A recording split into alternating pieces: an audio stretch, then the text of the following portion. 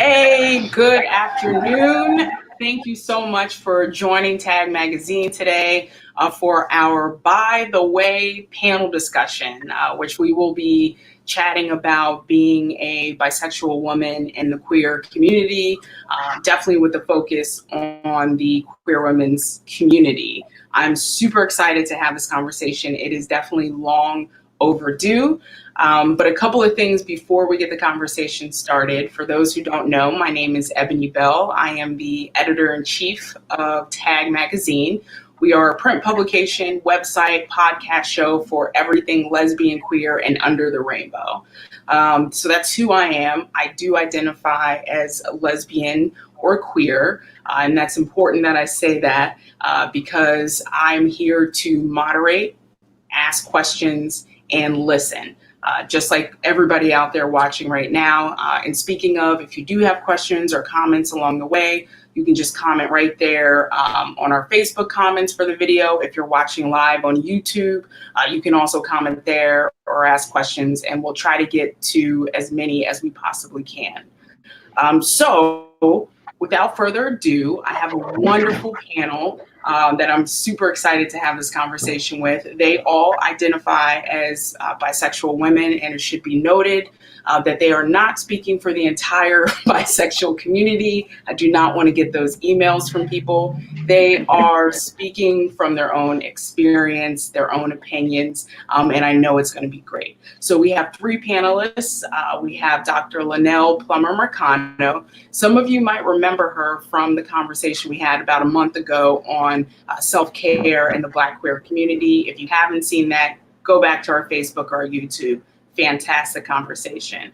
And we have two of Tag Magazine's writers. We have Vickey Casey and Rebecca Gunter. I'm going to let you all take a few seconds to tell us a little bit more about yourselves before we jump into this. So LaNail, if you want to start, go for it. Absolutely. I noticed that you highlighted Vickey and Rebecca as writers, but I was an Enterprise Woman of the Year. Doesn't that count for? Come on. Ebony, forgot about me. I have a connection too. Come on, Ebony. My bad. Nonetheless, my name is Dr. LaNail Plummer-Marcano. I am a professional counselor here in Washington, D.C. and licensed in both D.C. and Maryland.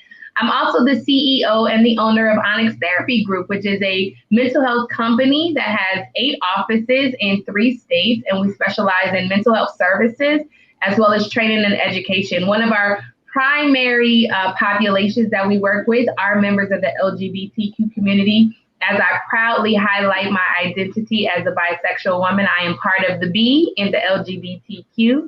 I'm also faculty at Johns Hopkins University, and I'm helping to write my first book. I'm writing a couple chapters in a book, and I'm a mom. I have a 13-year-old and a 16-year-old. So the whole bisexual experience hits home a little differently when you got kids with you, right? Like, and you got to navigate their experiences too. So I hope that we get an opportunity to talk about that.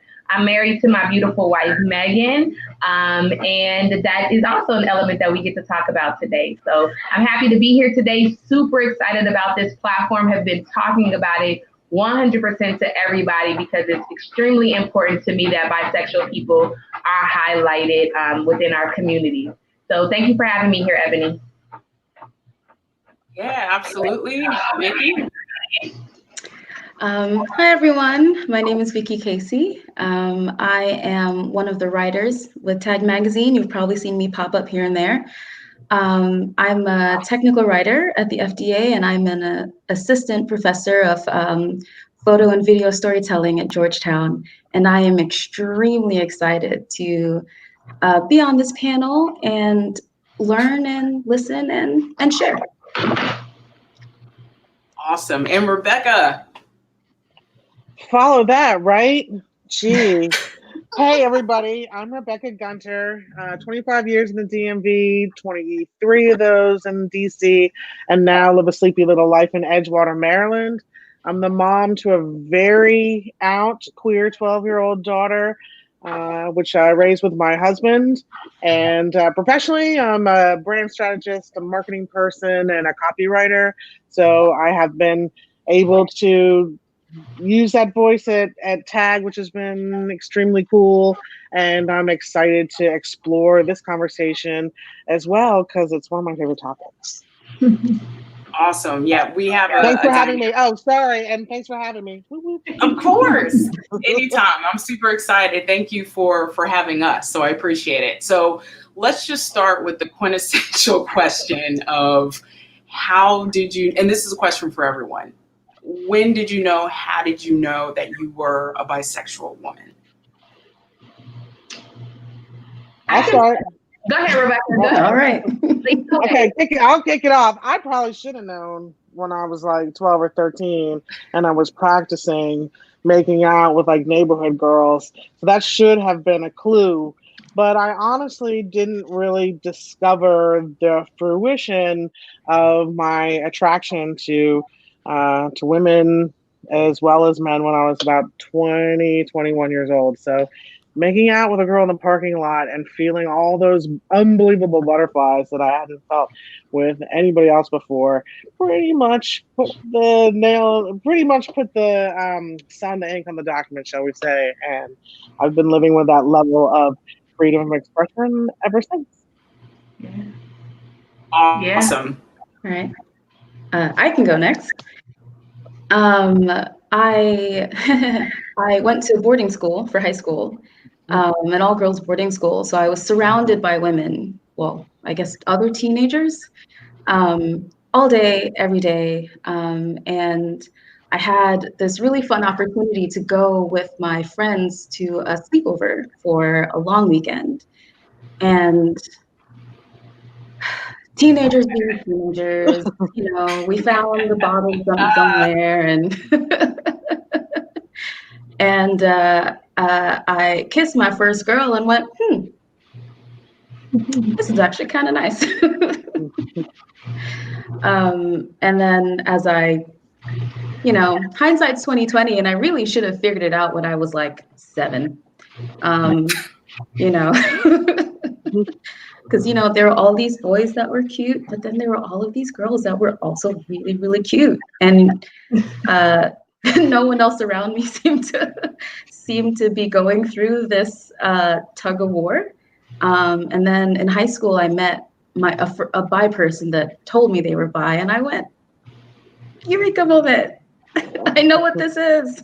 I finally have a name for who I am. And many years later, you know, still going. And here we are. And here we are on this awesome panel. I love that it's sleepover. I feel like sleepover camps, that's like always where these things happen. So shout out to whoever that sleepover friend was.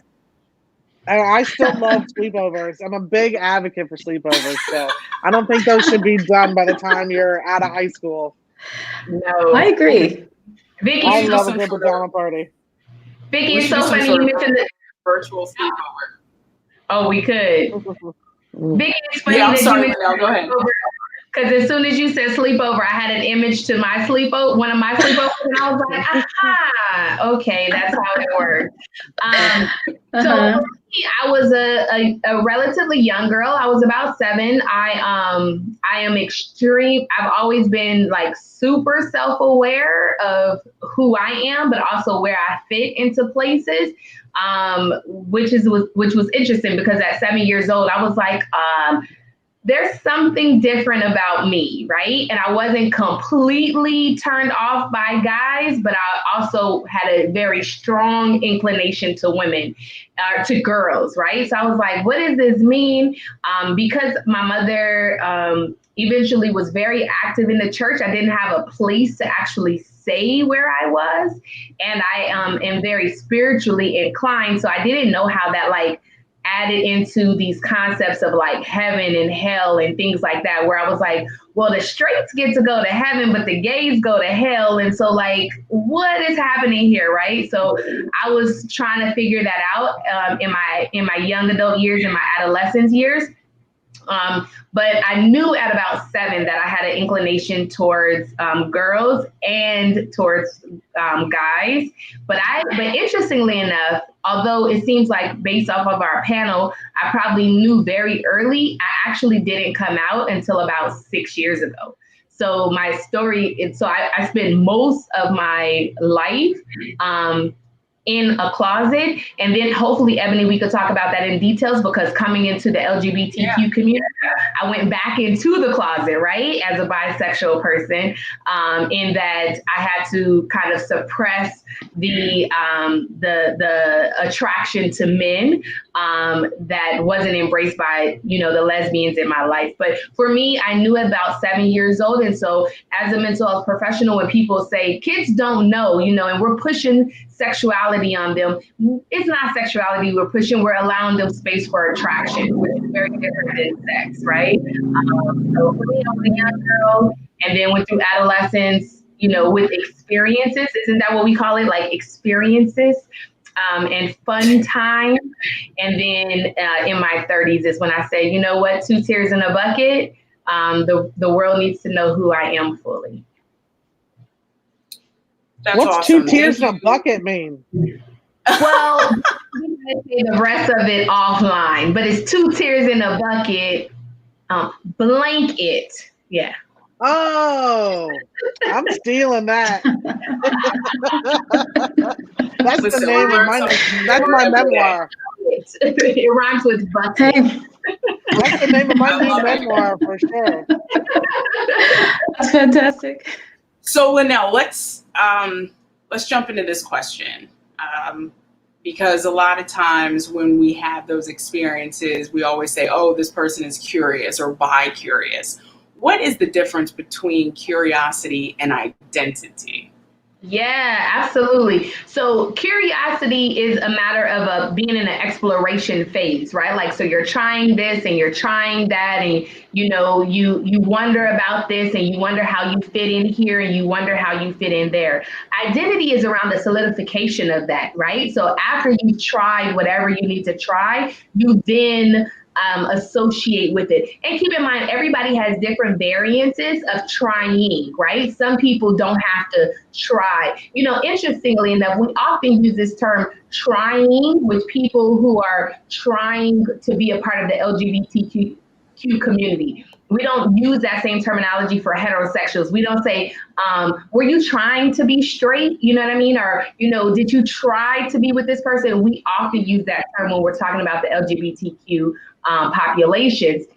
But the difference is around the phases of curiosity and exploration versus the solidification of identity and proudness in walking into who I am. So this is who I am, and I cannot be questioned because I am sure and confident of my identity. Yeah. Did anybody else want to jump in? No pressure.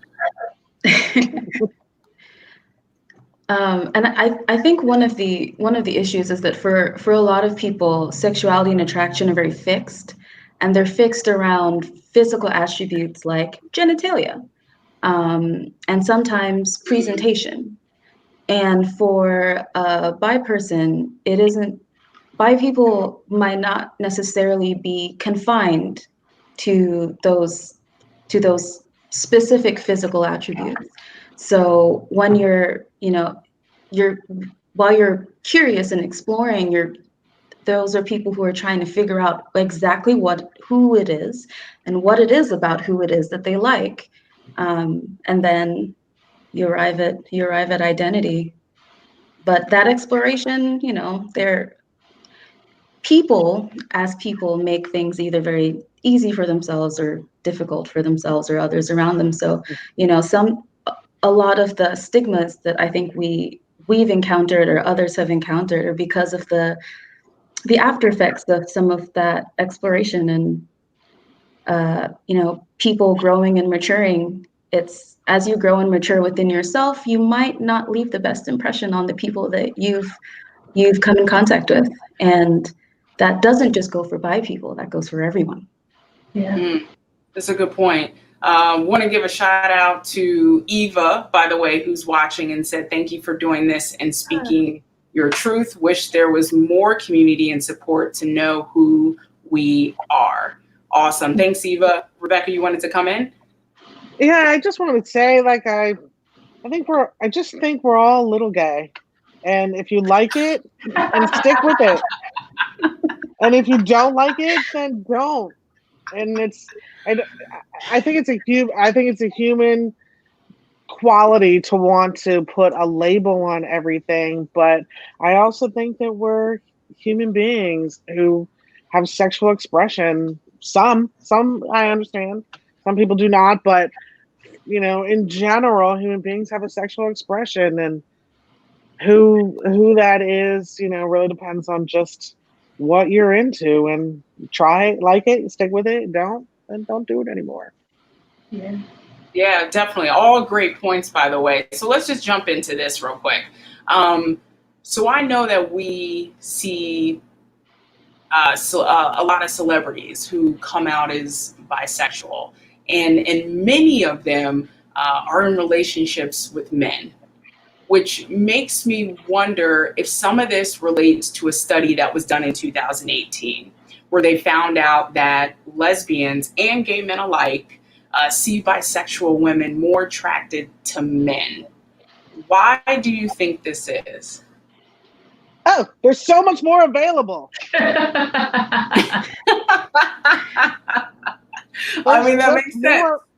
I mean, they're just more available. And then if you've ever tried to, as a bi woman, gone out and tried to find someone to go out on a date with, it's like a needle in a haystack, but you can't throw a stick without hitting a guy. And there's just a supply and demand, and then, social stigma on top of it. So Sure. the kind of exclusion of being with, lesbian women, the kind of exclusion of that, you're either a bug, you're bisexual till graduation, or you're just like, that's what you say when you get drunk, or like, that's your pathway, but you're going to end up with a man anyway. Like, although who gives a crap what you do with your life as long as you're happy? I just think men are just ubiquitously more available. And so that stigma of like, we like men more, there just happen to be more of them that are available for dating, etc. Rebecca, you're gonna have all these straight women coming for us, right? Because I'm not sure if they all think that there's men available, right? I look at some of my straight girlfriends and my straight homegirls rather, and they're like, "There's no men out here." What is going on here? My thought around it is that that study is really a manifestation of socialization, of stigma. And Eboné, we don't, Eboné, Vickey, Rebecca, we don't have to go into the implicit biases that are connected to publications, but even publications are political, right? So what gets published is based off of the political agenda of the publishing house, right? And so that study was able to be produced because the publishing company felt that was one that was worth producing. But my thought around it is a couple different factors. Many people still think that bisexuality is a phase. They think that, we're curious as opposed to this is our identity. And so, yes, you were once with women, but now you're with men. And so that makes sense. And that makes sense only for socialization because, socialization tells us that women should be with men, and anything contrary to that is a disorder. In fact, up until I think 1977, homosexuality was considered a disorder in the DSM. In the DSM-2, right? And so it's still that socialization piece that says women should still be and attracted to men. So if you are bi, that's great. That's who you get to have romantic and intimate and sexual experiences with, but whom you marry will probably be a man because that's what we want of you. And then the last piece is that men tend to be more accepting of bisexual women than women are accepting of bisexual women. Men, and there's different elements to that, right? Men don't always feel threatened by women, just again, because their level of socialization. So you could be with a woman, but she's not me, right? So she's not going to take my place. So there's that element. The other element is you could be with a woman, but I want to be invited into the situation, right? So there's a whole element of what our duties out in terms of sexual interactions between lesbian and bisexual women. But then there's also the piece that many lesbians don't always feel comfortable with bisexual women. And so they're more likely to say, I don't deal with bisexual women, versus a man saying, I don't deal with bisexual women. So where do you fit in, right? Like, where are you going to have the least tension and the least complications? It may possibly be with a man once you are solidified in your bisexual identity. So why do you think that some queer, and I want to make sure I say some queer women do not date bisexual women? They'll say it out loud. And, I've had a lot to learn as I've grown in this community. When I was younger, I was one of those people that said that. But I realized that was my own experiences that I was putting on other people. So why do you think that some queer women are like, no thanks? Are you asking me personally or the group? Oh, I'm sorry. I apologize. Any of you, Vickey, if you want to step in, but anyone can answer this question. Apologies. I think for me, in my experience, you hit the nail on the head with it, Eboné. A lot of it is past experiences with people who maybe, outside of their bisexuality, the way that they moved in relationships was not very healthy for themselves, their partner, or their relationship. They might have been in the curiosity stage of their bisexuality, and might have been dating multiple people of different genders, and one of those people was unhappy that they are competing with a cis man, or someone who appears to be a cisgendered man. And I think the one I've heard the most has been, bi people are cheaters, and often the worry is that the cheating will be with the man, and somehow that's worse than being cheated on with another woman. It's terribly confusing to me, Vickey. I'm still confused by it. I don't quite understand it.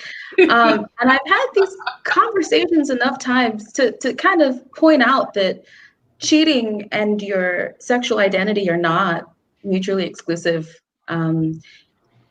Someone who's going to cheat in a relationship would have done that with the person on the left that they're dating or the person on the right. I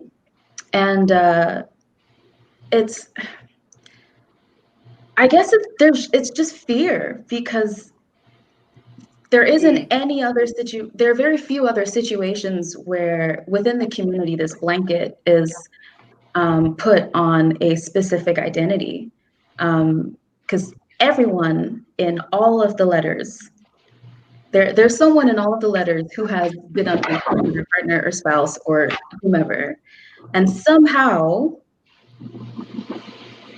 they keep dating.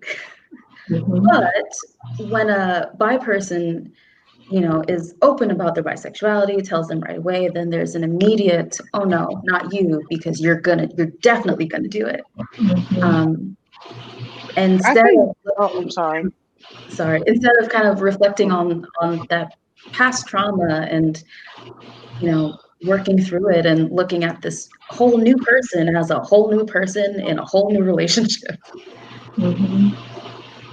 Yeah, Rebecca? I think loyalty gets called into question.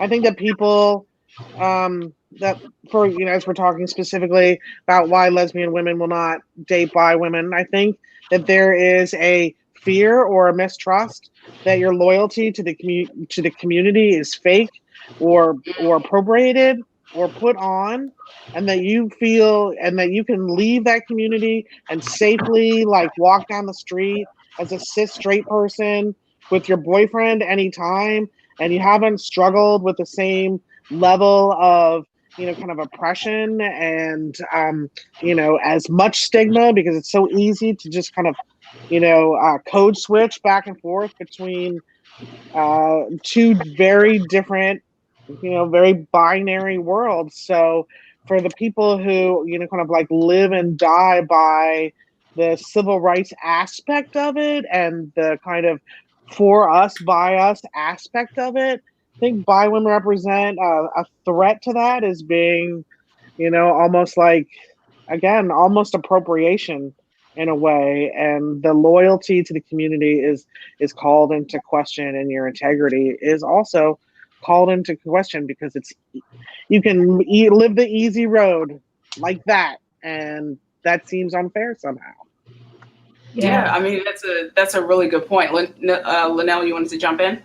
Yeah, I did. I think that it still kind of goes back to how people perceive bisexual people, right? Like there's twofold. There's one about who are you as a person, and then there's a second in terms of who am I as a person. And because bisexual people are still kind of identified as those who are confused about themselves, or those who are actually bisexual as a traumatic experience based off of a heterosexual encounter that wasn't positive, right? So like it didn't work out with men, and so subsequently you're bi, right? Like, and when we think about that as a traumatic response, then the thought is, well, once you're healed, you're gonna go back to men, and you're kind of just using me in this moment, right? And it also has to do with who the responsive person is in the other person in the relationship, especially lesbian women who have gone through a significant amount of experiences and some traumatic experiences to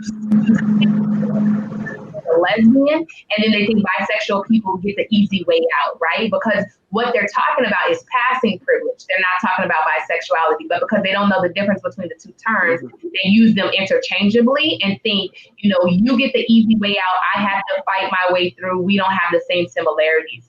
Our culture also doesn't allow for gray space. Think about people who are biracial. You are Black or you are white. You are Black or you are Asian. We don't allow for this mix in between, right? Like we're not a society that does well with gray. And so bisexual folks get to sit in the position of gray. And then the last piece, I have many pieces, but the last piece is around masculinity and femininity, right? So a very masculine, centered woman could feel comfortable in her masculinity, but still wonder if that bisexual woman needs a different level of masculinity, which causes that person to have insecurity. And so instead of facing their own insecurity, instead of doing the work around who they are and how they identify, they'd rather project it on the bisexual person and say subsequently, I need to avoid you, because the presence of you makes me feel insecure. The presence of you makes me question my masculinity and if I am good enough, right? The presence of you makes me wonder if you can be committed, or rather, can I be committed? So I think it's really a matter of the two people, how they perceive each other. But the most important point, as you talked about your first question, is that bisexual person actually bisexual by identity, or are they curious? Because a whole bunch of these curious people are messing it up for bisexual people, right? They use the term bisexual. Well, you know good and well you heterosexual and you just want to see what the little thing is like, right? And so, but you mess it up for everybody else when you use the term bisexual, because I am bisexual, but if you out here just playing games, I can't date who you just dated because they're going to perceive that me and you are the same. So it's also how heterosexual people misinterpret and misuse or even appropriate the word bisexuality when it's actually not their experience, it's their escape from maybe something traumatic or their curiosity around something that they have yet to explore. Right. And you brought up a lot of good tidbits right now. So one of the things that stands out for me the most, because I'm a masculine centered woman, is second guessing or questioning, okay, is this person with me because I present like a man and they want to be with a man, and they're just, you know what I mean? Like, I've thought that in the past, and it's really interesting that you say that. But again, it goes back to your own stuff that has nothing to do with that person or that individual. Really quick, I wanted to make sure I put this up. Is it coming up? Maya says it's very confusing, the dynamic that folks make between the dynamic and sexuality. Fear of bisexuality is rooted in toxic monogamy. Mm-hmm. Yeah, I agree. Not just toxic monogamy, but toxic masculinity too, right? Because let's be real, Ebony, who are masculine also have toxic masculinity. Like, we cannot pretend that just because one is a woman, toxic masculinity doesn't apply to them. But yes, in our culture, we do have a very strong connection to monogamy. I think a lot of that also has to do with what our experiences are when we're looking at the Abrahamic religions, right? So when we're looking at Islam, Christianity, Judaism, which are mostly centered around monogamy, even as the Islamic religion that has a different connection to it. So when you're bisexual, there's this idea that you cannot be monogamous in one area because you have an attraction in another area. So there's this idea that you must be fulfilled both in with men and with women, which is not accurate at all from bisexual experiences. And most bisexual people will tell you that that's actually not what happens with us. But that's the perception that we cannot commit to monogamy because we must also have this other one half of ourselves to be filled, which it doesn't happen that way for us. But for me rather, but I'll let Vickey and Rebecca speak, and all others who also identify as bisexual. Go ahead, Rebecca. Yeah. Okay. Well, one, I just really want to appreciate how you brought up the gray areas of living in these kind of gray areas, and how our just socially our binary construct doesn't let us do that. So I really appreciate that is like, who cares? Who cares if I date a man now and a woman next time, and then have another girlfriend and then have a boy? It doesn't matter to anybody other than me. And so living in that gray area, I just wish was a little bit more appreciated, because it is a bummer that we have to silo ourselves under these, very strict labels for fear, again, for other people's insecurities and for fear. I can be attracted to more than one woman, and that doesn't mean I'm a cheater. I can be attracted to men and women. That doesn't mean that I can't live a fulfilled life with one or the other. It just depends on who I'm vibing with right then and there. Mm-hmm. Yeah. And for many people, or for those who practice it, ethical non-monogamy exists, and it's a lot of people find it very healthy, and if that is something that works for that couple or group, then that's a good way to kind of break out of the toxic monogamy. I guess, to me, somewhat unhealthy way that it's kind of been pushed onto by people is this concept of the unicorn, specifically for hetero normative couples, where they think that this bi person is seeking that fulfillment from both sides, like you were saying, Dr. Plummer. And so they'll seek out or want to be found and then brought into a relationship, and can get both sides fulfilled. But unless a bi person is actively seeking this kind of relationship or entanglement, one of our 2020 words of the summer, it isn't appealing and it isn't cute to have this, for those of us who've spent time on the apps, you see this person that you find attractive, you hit them up, all of a sudden they slide in, well, me and my insert husband, boyfriend, other partner think you're cute too. And it's like, well, I didn't ask for that. It's fetish. I think it's fetishizing. It is. Yeah, it is. It is. So really quickly, I want to make sure we have comments and questions, and I want to just shout out people real quick before we dive into kind of coming out by and then being bisexual in your relationships. Annie, great question. I'm going to actually ask that question at the end. It's actually a perfect question to end with. And then, I'm going to butcher this.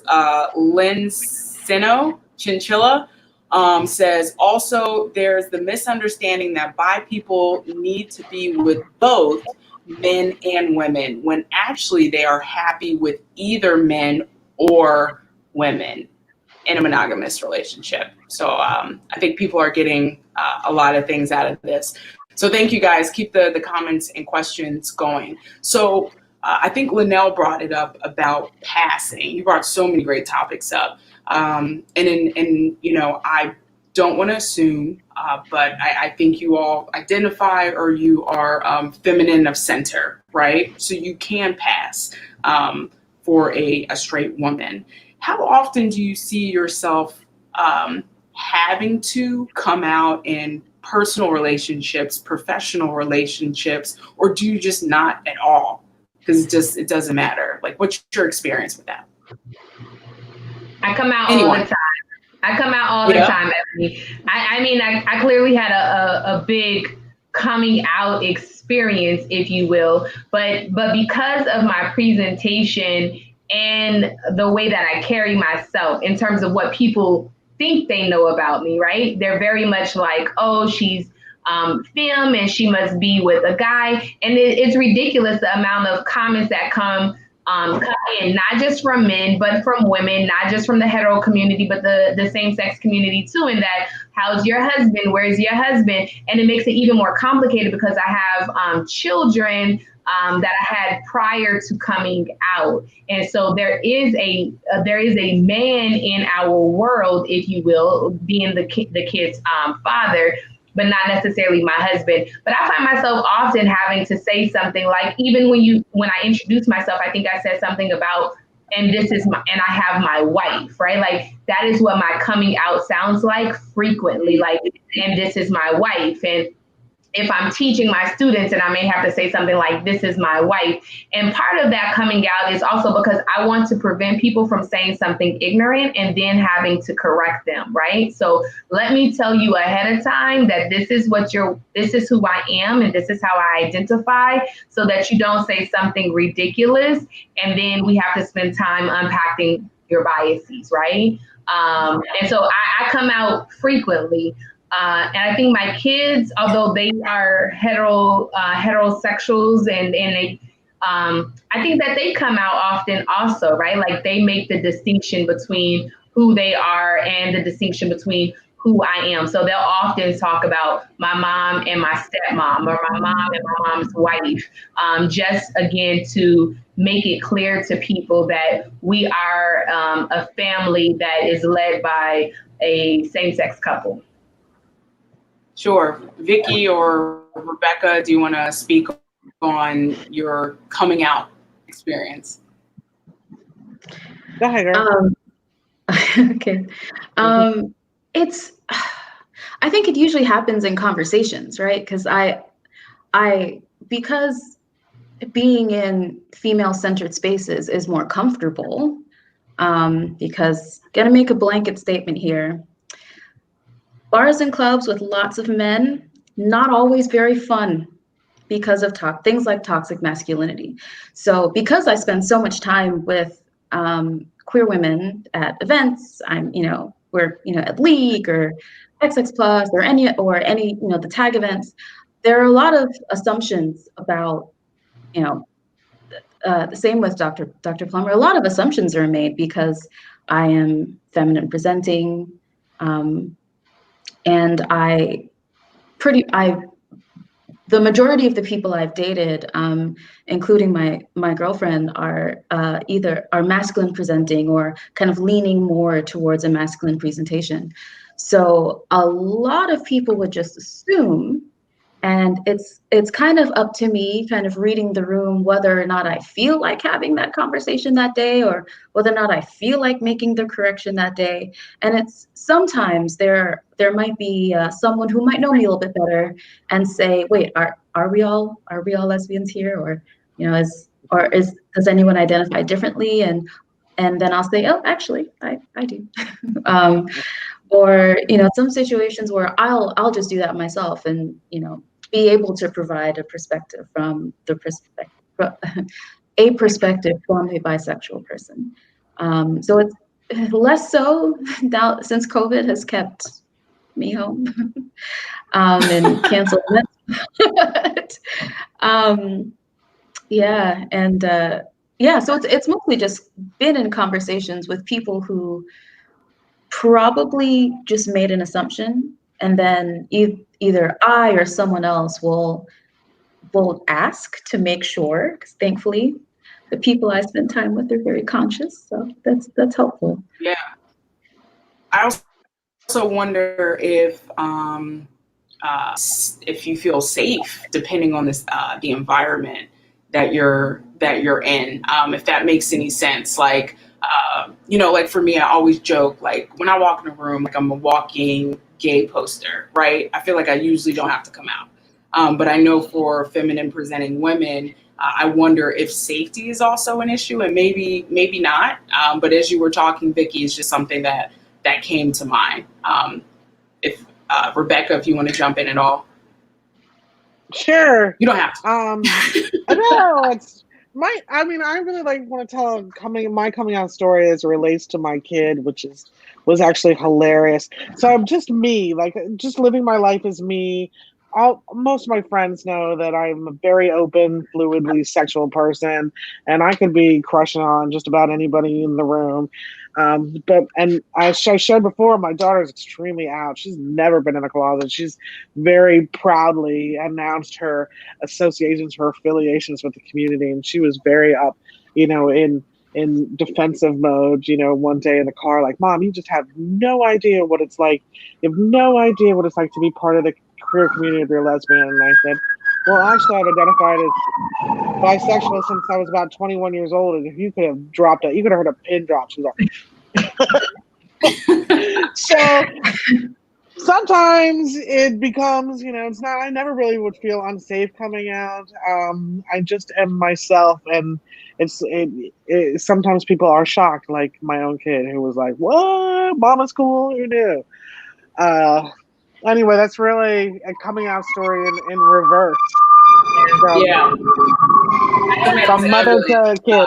Happening. So really quickly, Sarah Macy says, lots of us bi folks love on non-binary and trans folks too. That is a very good point.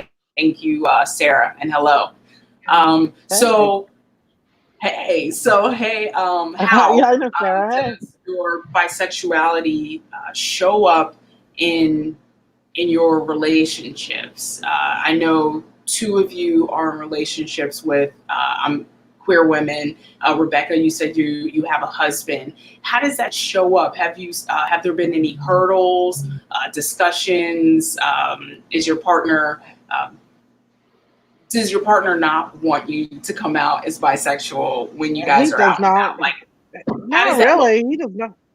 He doesn't care. He's like super supportive. It's a total non-issue in our household. It's just a total non-issue in my life. Like, I'm happy that it's around because I do like the buffet that's in front of me. It's just a non-issue. Like, he knows I'm into girls and have had relationships with girls in the past, and it's just never a thing. Sure. And I remember earlier we were talking about how men seem to be a little bit more accepting. Again, I'm not saying all, but it's interesting that you say that because it brings me back to that conversation.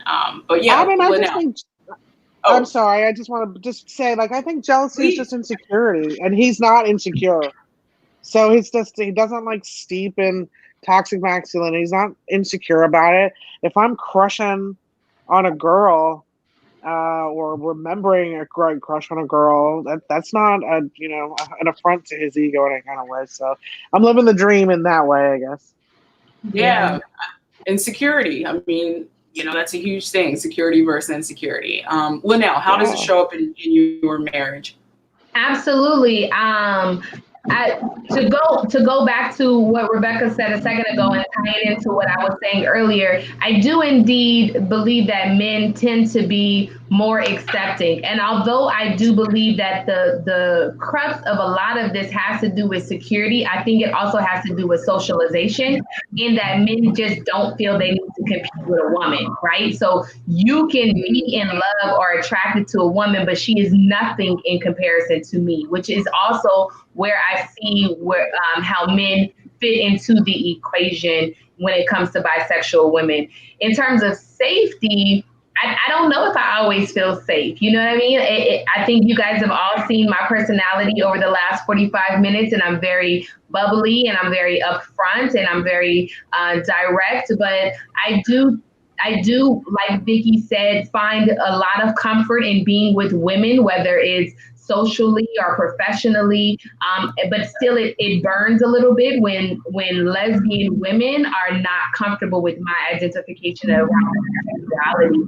In that, because like you mentioned before, Eboné, that they've had traumatic experiences or they had experiences that have turned them off. In relation to my marriage, which is a very vulnerable place for me to talk about, I think that my wife's position on bisexuality is complicated because of her past experiences with bisexual women, right? Where those women, where maybe my wife, being a beautiful and loving person, has fallen in love with someone only for that person to be curious and not bisexual, and subsequently having turned my wife off to the concepts that bisexual women can actually be safe. So there's elements of it where she and I mean, you hear me talk, right? So I'm always engaged in some sort of discourse. So in our discussions together, we're often talking about identity and what that looks like. And I wouldn't say that she's 100% comfortable. Like, if I'm being completely transparent, no, she's not. And part of that has to do with her working through some of her past, or working through what the lesbian community has. There's times where other masculine centered women have said to her, "You with a bisexual woman, you know you're about to get hurt," right? And they don't even know me, but that's what they like project onto her based off of their experiences, or based off of how bisexual women are marginalized in homosexual and heterosexual communities. And so she has a lot that she has to deal with and process when she decides to marry a bisexual woman. Her strength is that she 100% knew who I was and made a commitment to deal with her issues or her insecurities or her past trauma in marrying me. But I also have to be patient with the fact that at 40 years old and such, she's had experiences that the term bisexual turns her off more than me, LaNail, as a person, turns her off.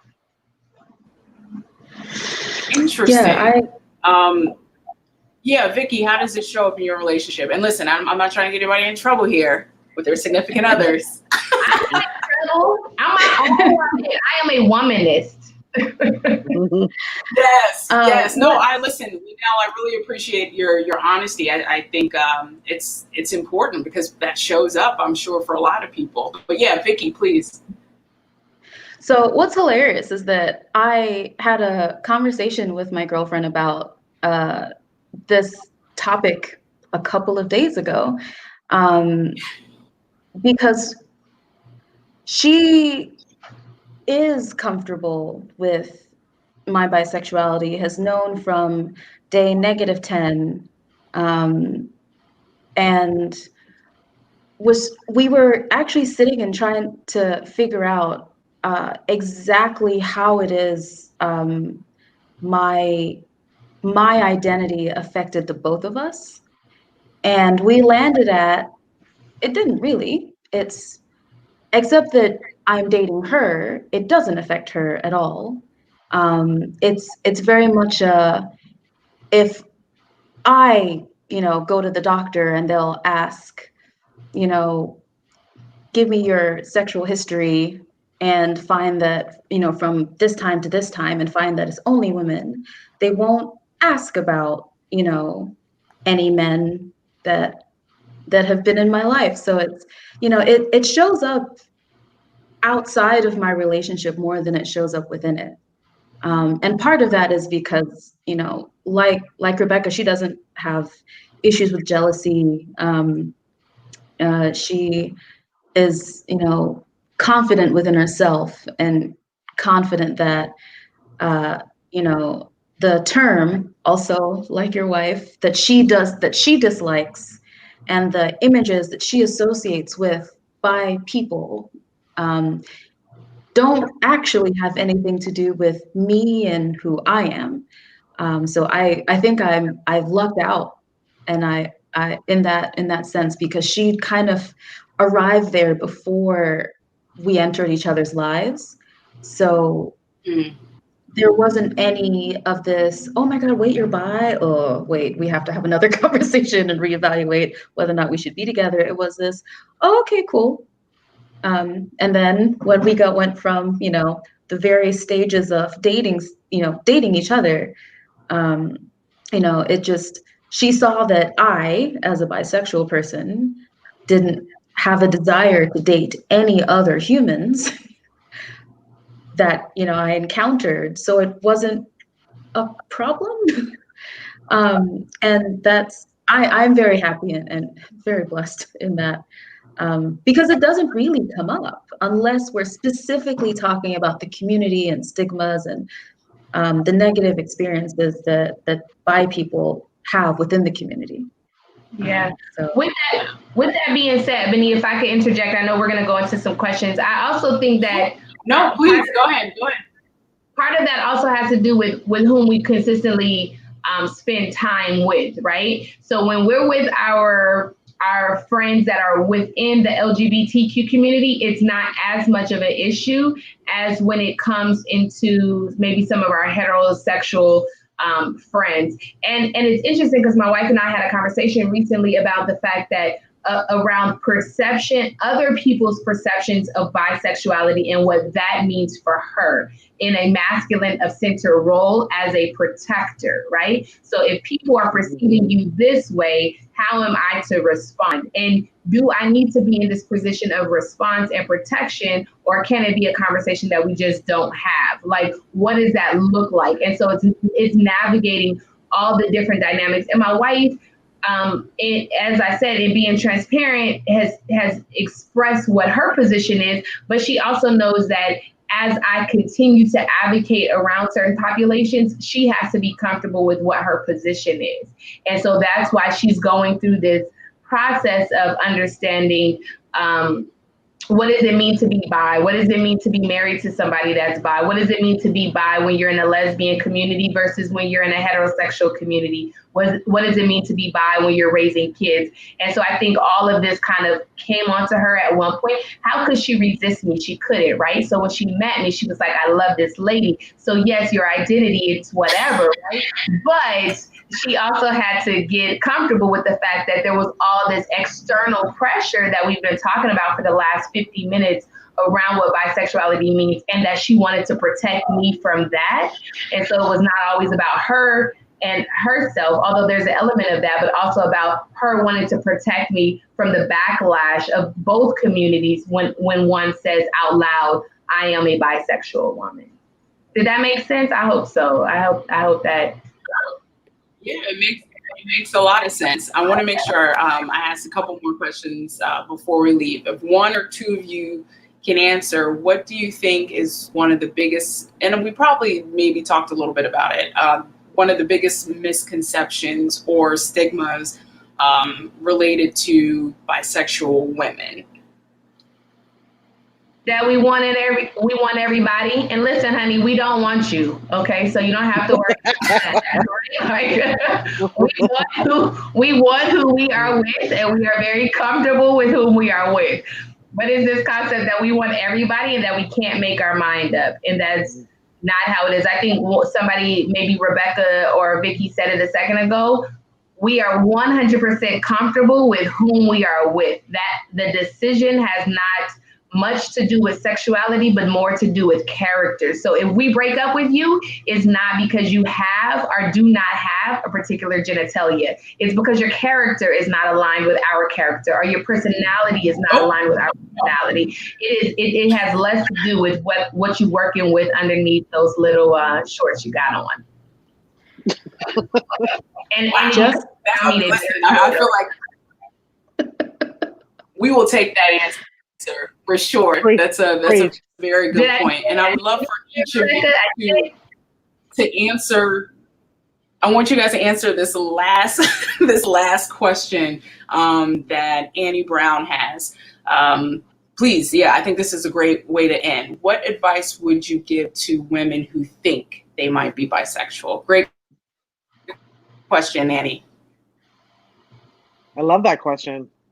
Can you guys hear me? Try it. Oh, okay. Yeah. My answer is try it. Find a sweet, willing partner that wants to play in the sandbox too, and try it out. If you like it, hooray. If you don't, boo. But I just think life is short, and the buffet is bountiful. So jump in. Try it out. That's Rebecca's advice. Vickey. I think there's nothing wrong.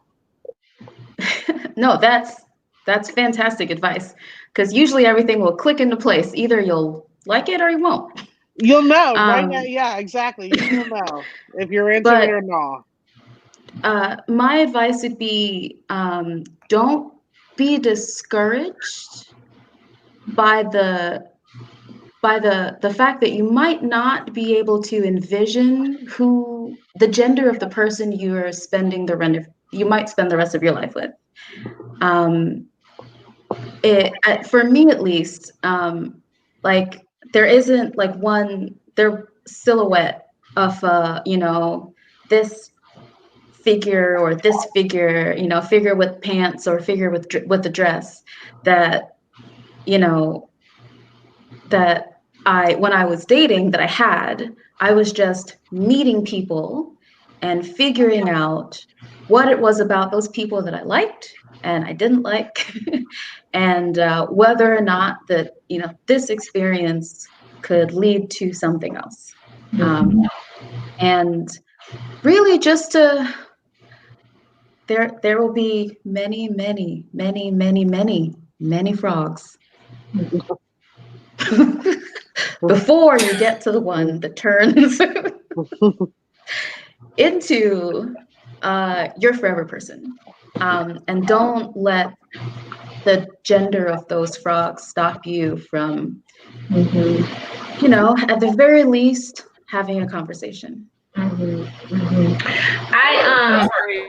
great advice. Eboné, if I can answer real quick, it's been an interesting journey. It's been an interesting journey for me, and of course, this conversation could go on for hours on end, especially when we talk about the personal piece to it. I have a few goddaughters, right, and one of them, a few godchildren, and one of them has been questioning her identity. And one of the things that's important for me in that regard is, if one thinks that they may be bisexual, there's a few elements to consider. One being where you feel the most comfortable, right? The second being what your preferences are in terms of what you feel that you need. Some people need more interaction, more masculinity. Some people need more femininity. Some people need a blend between the both. Where do you feel most connected, right? And connection, again, having to do with the person and the soul and the spirit, and less with the genitalia. But let us not pretend that genitalia does not matter, because it matters. And so what sexual interactions matter to you the most, right? Like, what can you feel like you are 100% comfortable with, and you can maybe add in some things here or take some things out there. But where do you feel the most comfortable when someone is coming to you and presenting themselves to you? And then the ease, right? So the sexuality the interesting element of the bisexuality is around the focus tends to be on the sex as opposed to the attraction or as opposed to the interactions. And I do a lot of work around identity in the community, and it has to do with like attraction and biology and then the sexual element too. But who do you feel most comfortable around? Who do you feel most confident around? Who do you feel most ease around? And you may find that it may not have anything to do with sex, and it just may have to do with that person in general. And then you get to put on a label, because labels are very Western, but you get to put on a label after you know yourself. So I don't think that anybody should be using any of these terms unless they are 100% comfortable with who they are, and it takes some time to kind of figure that out. At 7, I knew I liked girls and I knew I liked guys. I don't know if I would have used the term bisexual. I'd have been like, I'm trying to figure it out, right? And then I figured it out, and to the degree that it made sense for me. So I want people to not feel like you have to know right away. God willing, we will live, for a while, a long time. And so we have time to kind of figure that out. The other element in terms of using God and religion is that do not ever feel ashamed about what you feel inside. Do not ever feel ashamed about your thoughts. Like, you were created to be you on this earth. You were created to have these experiences and to interact with these people. And just because you don't fit into a box doesn't mean that you do not belong. You 100% belong here, and you get to decide how you navigate your experiences, and you get to decide what your purpose is and how that looks. And you get to decide with whom you decide to live that life with. And if it's one partner, great. If it's more than one partner, that's fine too. If it's single, that's fine too. But don't let this society that's very oppressive or your identity as a bisexual person marginalize you. You belong here, and you get to identify how you want to identify, when you want to identify, and with whom you want to identify. That's perfect. That's a perfect way to end. All three of you had some great advice. Thank you for being here. What I'm really hearing is we need to have a part 2 of this conversation. What I also think would be really interesting, because this has come up a handful of times, is talking about other people's trauma or experience as to why they react a certain way they do to the word bisexual, to bisexual women, whether they're going to date a bisexual woman.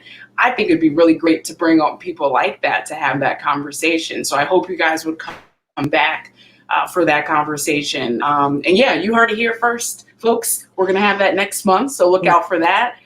But thank you all for joining us. Great comments, great questions. Thank you, Vickey. Thank you, LaNail. Thank you, Rebecca. Your insight was fantastic. And let's continue to keep these conversations going. We hope you guys join us next month. We have some really great shows coming up with Ancine. And of course, now we're going to have a bisexual panel part 2. So we look forward to seeing you guys next month. Take care, and we'll see you soon. Bye. Bye.